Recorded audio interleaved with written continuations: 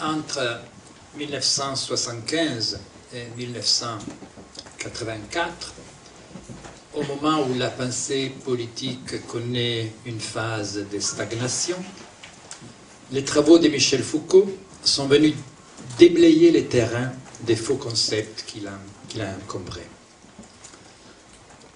Dans un cours du 5 janvier 1983, Foucault résume sa stratégie en 2 points. Premier point, substituer à l'histoire des dominations l'analyse des procédures et des techniques de gouvernementalité. Deuxième point, substituer à la théorie du sujet et à l'histoire de la subjectivité l'analyse historique des processus de subjectivation et des pratiques des soi. Donc, il est clair, abandon des universaux vides qui monopolisaient l'attention des théoriciens de la politique, la loi, la souveraineté, la volonté générale, etc., au profit d'une analyse détaillée des pratiques et des dispositifs gouvernementaux. Donc, on le sait, plus des pouvoirs comme une hypostase séparée, mais des relations des pouvoirs, plus des sujets en position fondatrice ou transcendantale, mais une analyse ponctuelle des pratiques et des processus de subjectivation.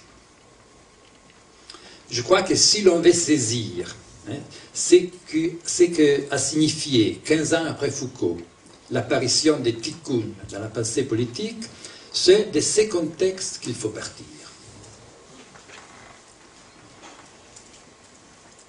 S'il y avait chez Foucault, on l'a vu, un abandon sans réserve de toute perspective anthropologique, cependant, au croisement entre les techniques des gouvernements et les processus de subjectivation, la place restait peut-être vide. Ou plutôt, il n'y avait dans cette zone, dans la zone où des rencontres entre les techniques du pouvoir et les processus de subjectivation, il y avait peut-être ces figures qu'un texte extraordinaire de 1983, La vie des hommes infâmes, justement appelle des vies infâmes, des ombres sans visage, extraits des archives de police et des lettres de cachet, sur lesquelles la rencontre avec le pouvoir projette soudainement sa lumière obscure. Je crois que la nouveauté des tikkun est qu'il opère, par contre, à la fois une radicalisation et un nouage de 2 stratégies, l'analyse des techniques de gouvernement et les processus de subjectivation, qui, chez Foucault, restaient peut-être, n'avaient pas trouvé peut-être leur point de jonction. Ainsi, si, comme Foucault l'avait montré dans sa microphysique du pouvoir, le pouvoir circule et a toujours circulé dans des dispositifs de tout genre, juridiques, linguistiques, matériels, etc., pour Tikkun, le pouvoir n'est plus que cela. Il ne se dresse plus en face de la société civile et à la vie comme une hypostase souveraine, il coïncide entièrement avec la société et la vie. Le pouvoir n'a plus de centre, il n'est qu'une immense accumulation de dispositifs dans lesquels viennent se prendre les sujets, ou plutôt, comme aurait dit Foucault, les processus de subjectivation.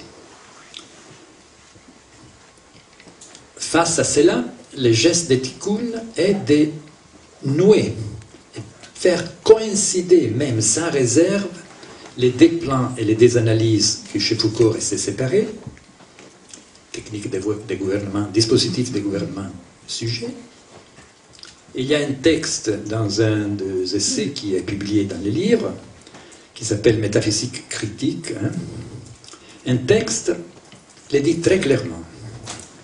Une théorie du sujet n'est possible que comme théorie des dispositifs. Ainsi, toute la recherche dérisoire des nouveaux sujets politiques qui paralysent encore, qui a paralysé encore la tradition de la gauche, la recherche de la gauche, est du coup liquidée. Théorie du sujet et théorie des dispositifs coïncident. Voilà, c'est dans cette zone opaque d'indifférence entre théorie du sujet et théorie des dispositifs qui se situent les textes qui sont là recueillis. Déjà la théorie du Bloom dans Tikkun 1 et dans Tikkun 2, les deux textes majeurs qui sont republiés dans les livres, c'est-à-dire l'introduction à la guerre civile et une métaphysique critique pourrait naître comme science des dispositifs. Il est évident, il me semble, que si on se situe dans cette zone d'indifférence, tous les concepts de la politique classique, État, société civile, classe, citoyen, représentation, etc., perdent leur sens.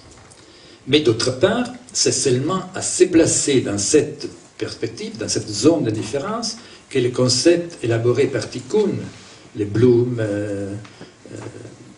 la politique esthétique, les partis imaginaires, guerre civile, dans le sens particulier que c'est moi dans les textes, tous ces concepts acquièrent leur sens propre uniquement dans cette perspective. Et c'est à partir de cette situation dans une zone d'indifférence que je crois qu'il faut comprendre les pratiques d'écriture, de pensée et d'action qui se jouent dans Tikkun.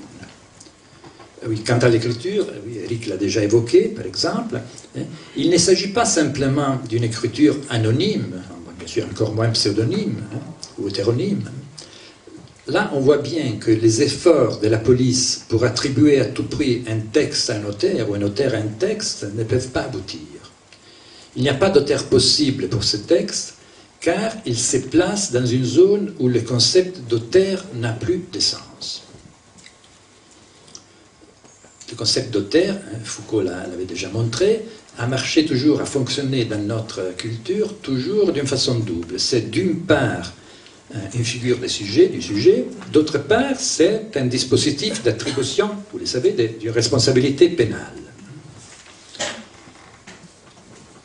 Or, Julien Coupat et ses amis ne peuvent pas être l'auteur d'aucun texte publié dans Tikkun ou ailleurs, car justement il se situe d'emblée dans une zone où sujet et dispositif coïncident à tel point que la catégorie même d'auteur ne peut plus fonctionner, n'a plus de sens.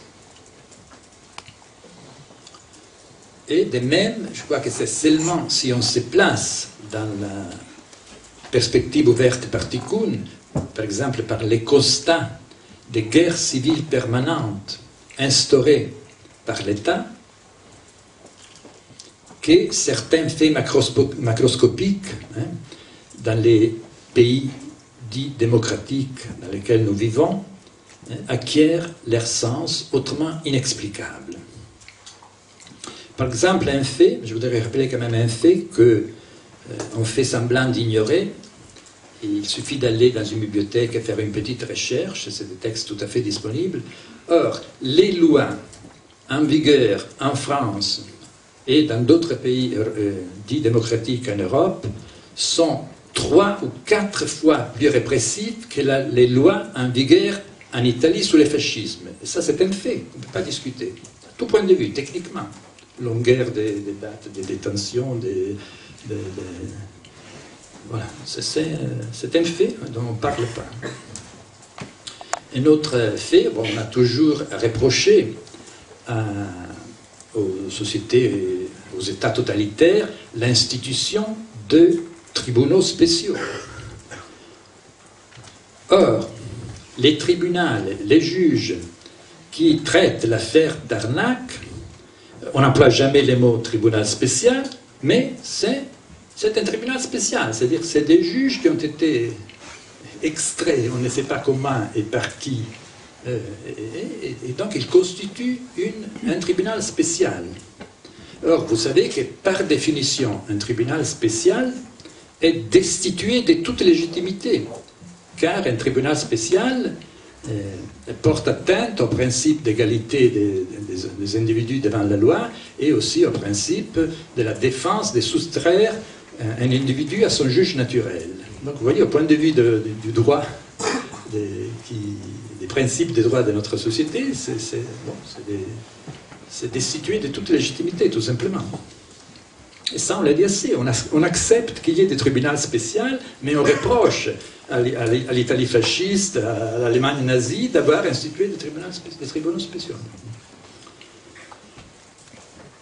Et je crois que c'est toujours dans cette perspective qu'il faut qu'il y ait une perspective de ce que Tikkun appelle la guerre civile, qui est en cours. C'est toujours dans cette perspective que devient compréhensible l'extension, vous savez, à toute la population, des mesures biométriques qui avaient été conçues au début pour les criminels récidifs. Vous savez que tout citoyen français, bientôt, aura une carte d'identité avec les données biométriques. Voilà. Ça, c'est des choses qui ont été conçues pour les criminels. Donc, tout citoyen est traité comme un criminel ou un terroriste potentiel, en puissance. Donc, si tout homme est pour l'État un criminel ou un terroriste en puissance, on ne doit pas s'étonner que ceux qui refusent de se soumettre ou dénoncent cette chose soient traités justement en terroristes. Là, je voudrais conclure en rappelant une histoire qui m'avait été contée par un ami, un grand ami à moi, qui était José Bergamín et qui était donc dans la guerre civile en Espagne en 1936. Et on l'avait envoyé, lui, c'était un poète, un intellectuel, avec un autre poète, Raphaël Alberti, on l'avait envoyé, le gouvernement républicain l'avait envoyé aux États-Unis pour essayer d'avoir un certain soutien du gouvernement américain, mais ils avaient été bloqués à l'entrée par la police, qui avait commencé des interrogatoires sans fin, en les accusant d'être communistes. Et après 10 heures d'interrogatoire, on ne les a pas laissés entrer, bien sûr, après 10 heures d'interrogatoire continuel, mon ami José Bergamín m'a raconté qu'il avait dit « Écoutez, je ne suis pas et je n'ai jamais été communiste, mais ce que vous croyez qu'un communiste soit, c'est là je le suis. » Et je crois qu'il faudrait dire de même, là, nous ne sommes pas, et nous ne serons jamais des terroristes, mais ce que vous croyez peut-être qu'un terroriste soit, c'est là nous le sommes.